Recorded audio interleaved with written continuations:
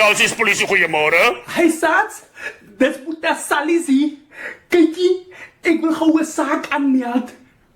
Ja, ek luister. Kykie, julle moet gaan na my neighbor Johnny Pisang se huis. Dis lockdown, maar hy verkoop biere.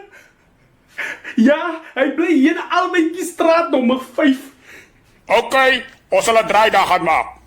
Ja, julle moet sommer gou kom.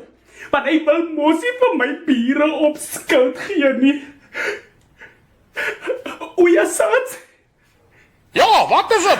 wil julle nie sommer van die biere wat julle daar gaan kry? So 3 yskouers hier by my huis drop nie asseblief. Die ander kan julle maar uitgooi.